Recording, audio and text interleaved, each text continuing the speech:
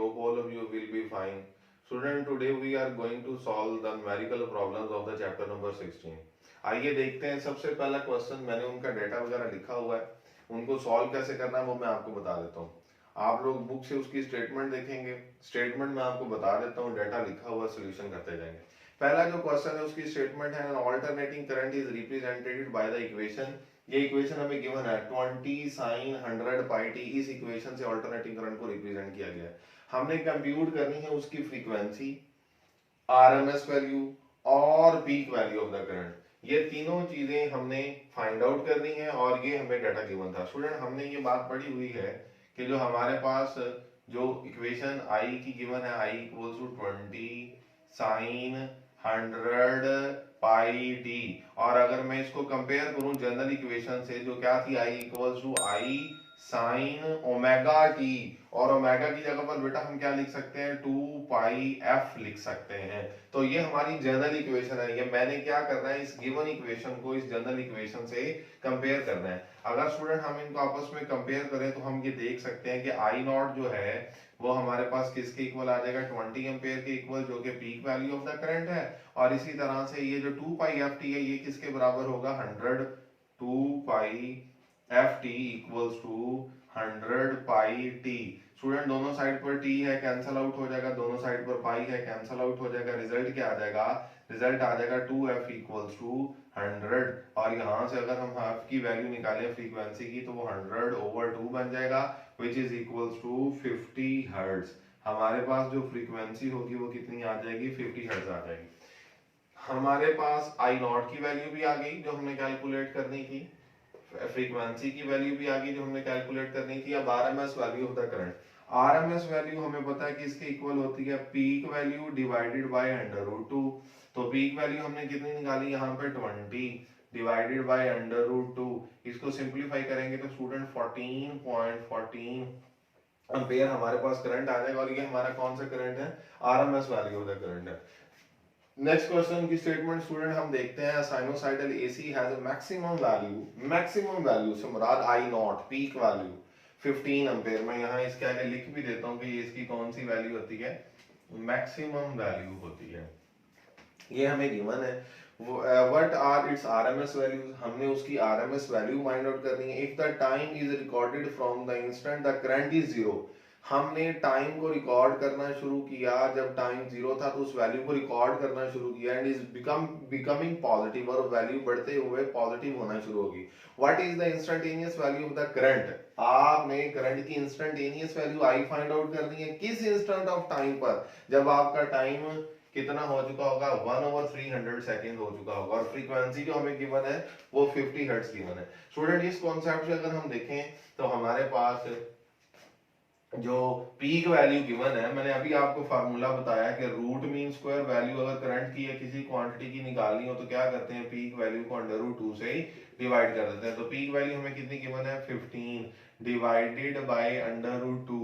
जब हम 15 को √2 से डिवाइड करेंगे तो स्टूडेंट हमारे पास RMS value of the current आ जाएगी, और वो आरएमएस वैल्यू जब हम यहाँ से कैलकुलेट करेंगे तो वो 10.6 एम्पेयर आती है।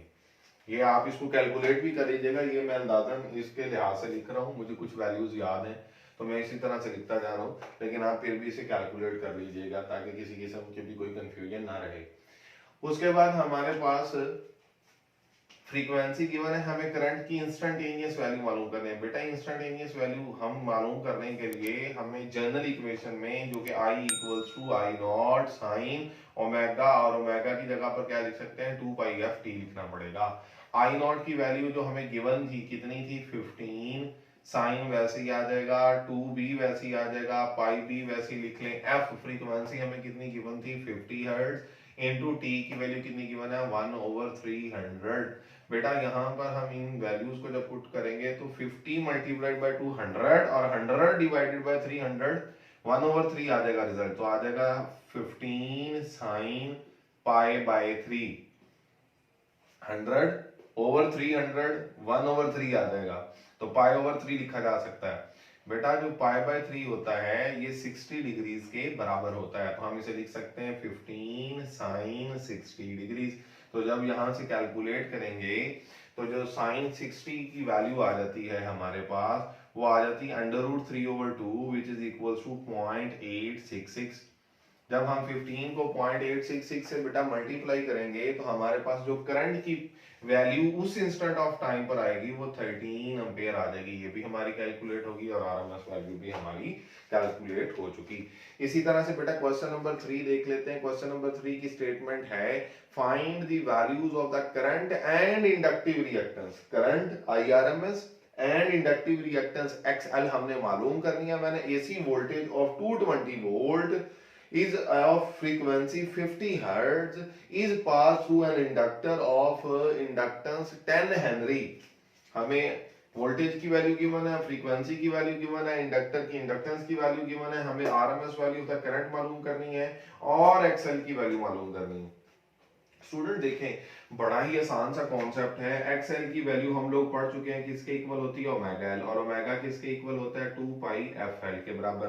तो हमें सारी चीजें तो पता है। 2 पाई की जगह पे हम 3.14 लिख सकते हैं, फ्रीक्वेंसी हमें 50 गिवन है, सिर्फ वैल्यूज पुट करनी है। एल की जगह पर हम 10 हेनरी लिखेंगे तो हमारे पास स्टूडेंट ये रिजल्ट क्या आ जाएगा, ये हमारे पास रिजल्ट है 50 मल्टीप्लाइड बाय 200 और 100 मल्टीप्लाइड बाय 3.1431 314 आ जाएगा, और 314 मल्टीप्लाइड बाय 10 3140 ओम हमारे पास क्या आ जाएगी, रिएक्टेंस ऑफ द इंडक्टर आ जाएगी। बेटा ये हमारी वैल्यू कैलकुलेट होगी। अब हमने RMS value of the current मालूम करनी है। हम लोगों ने पढ़ा हुआ है कि जो इंपीडेंस होती है वो वीआरएमएस ओवर आईआरएमएस की रेशियो होती है। हमें वीआरएमएस 220 वोल्ट गिवन थी। देखिए बेटा हमने जब पढ़ा था रूट मीन स्क्वायर वाला कॉन्सेप्ट, हमने पढ़ा था कि अल्टरनेटिंग क्वांटिटीज जितनी भी जब हम मेजर करते हैं तो उनको मेजर करने के बाद जो हमारा रिजल्ट आता है वो आरएमएस वैल्यू ही आती है। अनटिल और अनलेस स्टेटेड कि वो गिवन वैल्यू अगर हमें बताए ना कि ये उसकी पीक वैल्यू है, हम उसको जनरली क्या कंसीडर करते हैं, आरएमएस वैल्यू ही कंसीडर करते हैं। तो उसने तो यहाँ पर 220 वोल्ट बताया था तो हमने उसको क्या कंसीडर किया, आरएमएस कंसीडर किया। देखिए इस फार्मूला से तो Z equals to VRMS over IRMS, यहाँ से ही अगर बेटा हम IRMS की वैल्यू निकालना चाहते हैं तो हमारे पास देखें चूंकि हमने IRMS कैलकुलेट करना था तो ये Z इधर आके डिवाइड हो जाएगा, तो हम इसे लिखेंगे VRMS डिवाइडेड बाय Z। बेटा VRMS की वैल्यू हमें गिवन है, कितनी गिवन है 220 डिवाइडेड बाय Z की क्या वैल्यू है जो हमने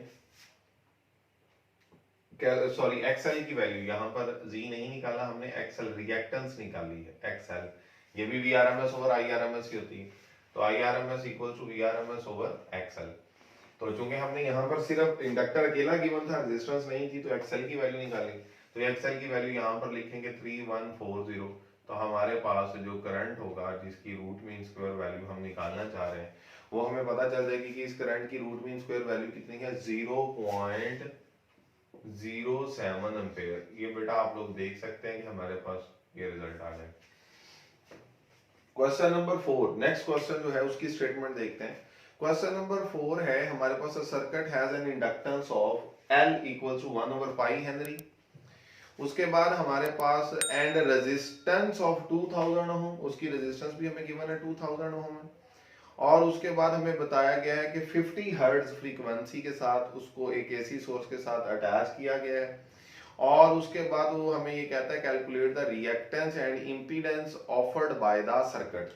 आपने रिएक्टेंस XL और इंपीडेंस Z मालूम करनी है। बेटा ये सवाल है जिसमें हमारे पास रेजिस्टर भी है और इंडक्टर भी है, तो फिर ये RL सर्किट हो गया, और चूंकि उसने कहा है कि सीरीज में कनेक्ट है तो ये सीरीज RL सर्किट हो गया। और बेटा सीरीज RL सर्किट में हम लोगों ने इंपीडेंस को निकालने का फार्मूला पढ़ा हुआ है। सबसे पहले तो हम XL की वैल्यू मालूम करेंगे, जैसे पिछले क्वेश्चन में की XL equals to omega L, और ओमेगा की जगह पर 2 पाई f इंटू L लिखेंगे। तो 2 पाई की वैल्यू हमें पता है, हम नहीं लिखते इसलिए क्योंकि L हमें 1 ओवर पाई की फॉर्म में दिया गया है, उसकी जगह पर पाई आ जाता है, और F की जगह पर हम लिख लेते हैं 50 हर्ट्ज, और L की वैल्यू कितनी है 1 ओवर पाई। ये पाई इस पाई से कैंसिल हो जाएगा, 50 मल्टीप्लाइड बाय 2 क्या आ जाएगा 100 ओम आ जाएगा। ये बेटा हमारी रिएक्टेंस हो जाएगी इंडक्टर की।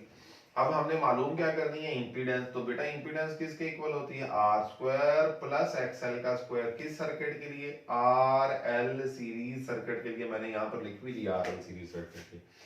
तो इस RL सीरीज सर्किट के लिहाज से अगर हम R की वैल्यू पुट करें जो हमें गिवन थी 2000, इसका स्क्वायर प्लस 100 ओम का स्क्वायर और स्क्वायर रूट, तो बेटा इसे सिंपलीफाई करेंगे तो 2002.5 हमारे पास, और ये इम्पीडेंस है तो इसका यूनिट भी ओम आ जाएगा। तो ये हमारा रिजल्ट आ गया। स्टूडेंट नेक्स्ट क्वेश्चन पर आ जाते हैं, क्वेश्चन नंबर 5। क्वेश्चन नंबर 5 है an inductor of pure inductance 3 over pi Henry is connected in series with the resistance of 40 ओम। आपने उसे सीरीज में कनेक्ट किया एक 40 ओम रेजिस्टर के साथ। Find the peak value. Peak value किसकी फाइंड करनी है जी? करंट की। RMS value of the current मालूम करनी है। The phase difference between current end voltage मालूम करना है। और अप्लाइड वोल्टेज जो गिवन है वो हमें कितनी है? 350 sin 100 pi t। बेटा ये तीनों वैल्यूज हमें गिवन है, ये भी आरएल सर्किट है, सीरीज में कनेक्ट है, लेकिन इस केस में हमें वोल्टेज की वैल्यू एक इक्वेशन की फॉर्म में दी गई है, जैसे क्वेश्चन नंबर 1 में दी गई थी करंट की वैल्यू। तो V equals to 350 sin 100 pi t। इसको अगर हम जनरल वैल्यू से कंपेयर करें जो क्या होती है, V equals to V not sin omega t, और ओमेगा की जगह पे क्या लिखा जा सकता है? 2 pi f। तो आप देख सकते हैं बेटा यहाँ से कि V not is equals to जो हमारी पीक वैल्यू है वो 350 वोल्ट आ जाएगी। और यहाँ से ही अगर हम देखें 2 pi f t equals to 100 pi t, 2 pi f t equals to 100 pi t, तो t t से कैंसिल हो जाएगा, pi pi से कैंसिल हो जाएगा, और f इक्वल्स टू 50 हर्ट्ज आ जाएगा। ये हमारे पास फ्रीक्वेंसी आ जाएगी। अब हमें देखें क्योंकि ये आरएल सर्किट है, तो आरएल सर्किट में अगर हम पहले एक्सएल की वैल्यू मालूम कर रहे हैं, एक्सएल किसके इक्वल होता है? ओमेगा एल, और ओमेगा एल किसके इक्वल होगा? 2 pi F L. Values put करनी है बस यहाँ पे। नेक्स्ट स्टेप में पुट कर लेते हैं 2 पाई, वैसे ही लिख लेते हैं। एफ की फ्रीक्वेंसी की वैल्यू हमने 50 हर्ट्ज निकाल ली, और एल जो हमें गिवन था वो क्या था? 3 over पाई।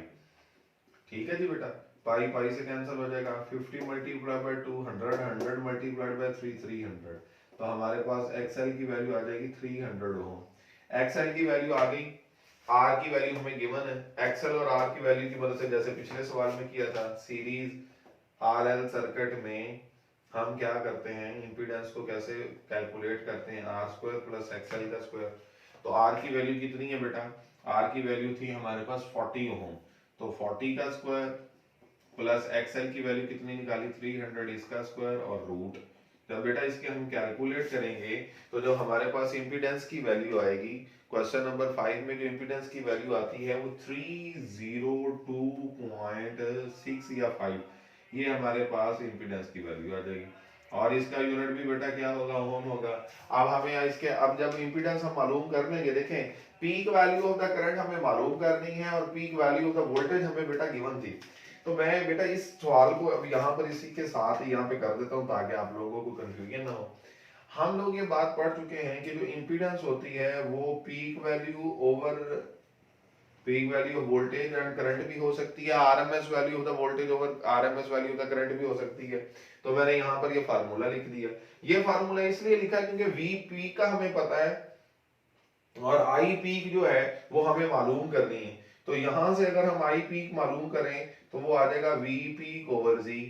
तो हमारा रिजल्ट क्या आ जाएगा? वी पीक की वैल्यू कितनी थी? 350 वोल्ट डिवाइडेड बाय जी हमने कितना निकाला? 302.6 ओम। तो हमारे पास जो आई नॉट की वैल्यू आएगी जो कि peak value of the current होगी, अगर हम यहां से देखें तो peak value of the current आ जाएगी 1.16 एम्पेयर। अच्छा, ये peak value of the current आ गई। अब इसी से हम RMS value of the current मालूम कर सकते हैं। कैसे? आरएमएस वैल्यू हमने पढ़ी है किसके इक्वल होती है? Peak value divided by √2। Peak value 1.16 आ गई, डिवाइडेड बाय √2 करेंगे तो हमारे पास जो आ जाएगा RMS value of the current आ जाएगी। RMS value of the current कितनी है जी? 0.82 एम्पेयर्स। तो ये हमारे पास 0.82 एम्पेयर्स की आ गई आरएमएस वैल्यू होगी। Last but not the least हमने मालूम करना है थीटा। बेटा आरएल सर्किट में हमने पढ़ा है कि थीटा किसके इक्वल होता है? Tangent inverse XL over R. ये हमारे पास रिजल्ट होता है किसके अंदर? आरएल सर्किट के अंदर थीटा को मालूम करने का। तो थीटा के लिए हम tangent inverse XL over R कैसे लिखेंगे? एक्सएल की वैल्यू बेटा हमने कितनी निकाली थी? 300 डिवाइडेड बाय आर की वैल्यू कितनी है? 40। तो 300 ओवर 40। तो यहाँ पर मैं इसी रिजल्ट के साथ इसे लिख देता हूँ, बल्कि यहाँ पर नीचे लिख लेते हैं टेंजेंट इनवर्स एक्सएल। एक्सएल कितना है 300 डिवाइडेड बाय आर, और वो कितना था 40। तो यहां से अगर हम थीटा की वैल्यू निकालेंगे तो थीटा की वैल्यू बेटा हमारे पास इस केस में आ जाती है 82.4 डिग्रीज। ये हमारे पास थीटा की वैल्यू आ जाएगी। ये थोड़ी जो है बेसिकली हमारे पास जो फार्मूला उसके मुताबिक हमने जो आरएल सर्किट में थीटा की वैल्यू को निकालेगा तो उसके मुताबिक हम कर सकते हैं बेटा। इसके बाद हम नेक्स्ट क्वेश्चन देखेंगे बेटा। नेक्स्ट हमारा क्वेश्चन है क्वेश्चन नंबर 6। उसकी स्टेटमेंट देखते हैं। कहता है 10 मिली हेनरी एक इंडक्टर है जिसकी इंडक्टेंस कितनी है 10 milli henry is connected across 240 volt. 240 volt के क्रॉस हमने उसे कनेक्ट किया है और उसकी जो फ्रीक्वेंसी है 180 ओवर पाई हर्ट्ज है। How much power does it dissipate, वो हमने कैलकुलेट करनी है। देखिए बेटा 10 मिली हेनरी, मिली की जगह पर हम क्या लिख सकते हैं 10 रेज़ टू पावर -3 और ये हेनरी आ जाएगा। और जो रेजिस्टेंस है वो 20 ओम है। और जो वैल्यू ऑफ द वोल्टेज है क्योंकि उसने हमें बताई नहीं हुई तो लाजिमी बात है हमने इसको क्या कंसीडर करना है आरएमएस ही कंसीडर करना है। तो ये ऑल्टरनेटिंग के लिए हम हमेशा आरएमएस वैल्यू कंसीडर करते हैं बेटा। अगर हम इस सवाल में देखें तो ये अगेन एक आरएल सर्किट है और आरएल सर्किट में इंपीडेंस अगर निकालेंगे तो ही हमें करंट मालूम पता चलेगा। असल में इस सवाल पे हमने कैलकुलेट क्या करना है, इस सवाल में हमने कैलकुलेट करना है जो चीजें कि वो पावर कितनी डेसिपेट करता है। देखें हमारे पास सबसे पहले तो XL हमें मालूम करना पड़ेगा। XL किसके इक्वल होता है ओमेगा L। ओमेगा किसके इक्वल है 2 पाई FL के इक्वल। 2 पाई वैसे ही आ जाएगा, F की जगह पर आप क्या लिख सकते हैं 180 ओवर पाई, और L की वैल्यू कितनी है 10 इंटू 10 रेज़ पावर -3 को मैं 10 रेज़ पावर माइनस हेनरी लिख सकता हूँ। तो ये हमारे पास रिजल्ट आ जाएगा। इसको हम सिंप्लीफाई करेंगे पाई पाई के साथ कैंसिल हो जाएगा और इसको कैलकुलेट अगर हम करेंगे तो एक्सएल की स्टूडेंट वैल्यू हम देख सकते हैं कि इसको सॉल्व करने से कितनी आ जाएगी 3.6 ओम आ जाएगी हमारे पास एक्सएल की वैल्यू। बेटा एक्सएल की वैल्यू क्यों निकाली, क्योंकि असल में हमने निकाली है इंपीडेंस, और इंपीडेंस किसके इक्वल होती है आर स्क्वायर प्लस एक्सएल का स्क्वायर अंडर रूट। इसमें हम वैल्यू अगर पुट करें तो आर की वैल्यू कितनी है 20 का स्क्वायर प्लस एक्सएल की जो वैल्यू हमने निकाली है 3.6 इसका स्क्वायर और रूट। जब बेटा हम इसे सिंपलीफाई करेंगे तो z की वैल्यू जो हमारे पास आ जाएगी यहाँ पे वो आ जाएगी 20.32 और ये भी ओम आ जाएगी। ये हमारे पास z की वैल्यू आ गई। अब हम इस z की वैल्यू और जो एक्सएल की वैल्यू है और इसे z की वैल्यू की मदद से चूंकि हमें Vrms गिवन है तो z हम पढ़कर आए हैं किसके इक्वल होता है Vrms ओवर Irms। तो यहां से हम Irms की वैल्यू निकाल सकते हैं कि Irms किसके इक्वल आ जाएगा Irms आ जाएगा Vrms और ये z तरह के डिवाइड हो जाए। Vrms की वैल्यू बेटा हमने की हमें कितनी गिवन थी 240 वोल्ट डिवाइडेड बाय z हमने कितना निकाला 20.32 ओम। तो हमारे पास जो Irms करंट आएगा उसकी वैल्यू हम देख लेंगे कि कितने एम्पेयर आएगी। करंट की वैल्यू आ जाएगी हमारे पास 11.84 एम्पेयर। ये हमारी जो रिजल्ट्स हैं कि मैं यहाँ पर लिख रहा हूँ इसमें कोई अगर मिस्टेक हो भी तो आप देख लीजिएगा क्योंकि ये कैलकुलेटर की मदद से आपने कैलकुलेट करना है, इसमें कोई न्यू बात नहीं होती। स्टूडेंट इसके बाद हमने क्या मालूम करना है कि ये बेसिकली जो है चूंकि आरएल सर्किट है पावर, देखिए पावर किसकी इक्वल होती है पावर एसी सर्किट में हमने पढ़ा था वी आई कॉस थीटा, और इस वी को भी हम आरएमएस कहते हैं और आई को भी आरएमएस कहते हैं। तो बेटा V हमारे पास RMS हमें पता है, IRMS हमें पता है, हम उसके जरिए से बड़ी आसानी के साथ ये वैल्यू निकाल सकते हैं। हम ऐसे भी कर सकते हैं कि V की जगह पर अगर हम यहाँ पर देखें कि हमारे पास जो VRMS है वो अगर इसी रिजल्ट से देखें तो IRMS इंटू Z के बराबर आ जाएगा। तो हम इसे ऐसे भी लिख सकते हैं IG V की जगह पे, ठीक है ना, V इक्वल्स टू IG और ये I वैसे ही आ जाएगा और cos थीटा। तो ये रिजल्ट बन जाएगा I square Z cos theta. अब यहाँ हमें जो I करंट की वैल्यू है वो तो पता है, उसके बाद हमें Z की वैल्यू वो भी हमने कैलकुलेट कर ली है, थीटा हमें नहीं पता तो थीटा हमें कैलकुलेट करना पड़ेगा। देखें थीटा किस तरह से कैलकुलेट करना है, क्योंकि ये एक हमारे पास कौन सा सर्किट है आरएल सर्किट है। तो आरएल सर्किट में बेटा थीटा के लिए हमने अभी पिछले क्वेश्चन में भी पढ़ा theta equals to tangent inverse XL over आर। और अगर हम यहाँ पे टेंजेंट इनवर्स एक्सएल की वैल्यू पुट करें जो हमने कितनी निकाली है 3.6 ओम डिवाइडेड बाय आर की वैल्यू हमें कितनी गिवन थी 20 ओम। तो हम इसे सिंपलीफाई करेंगे तो हमारे पास थीटा की बेटा वैल्यू कितनी आ जाएगी, थीटा की वैल्यू आ जाएगी 10.7 डिग्रीज हमारे पास थीटा की वैल्यू आ जाएगी। और बेटा ये थीटा की वैल्यू अगर हम पुट करेंगे ना इस फार्मूला में तो पावर का रिजल्ट भी आ जाएगा। आई की वैल्यू कितनी है 11.84 उसका स्क्वायर, जी की वैल्यू हमने कितनी निकाली 20.32 इंटू कॉस थीटा की वैल्यू कितनी है 10.7।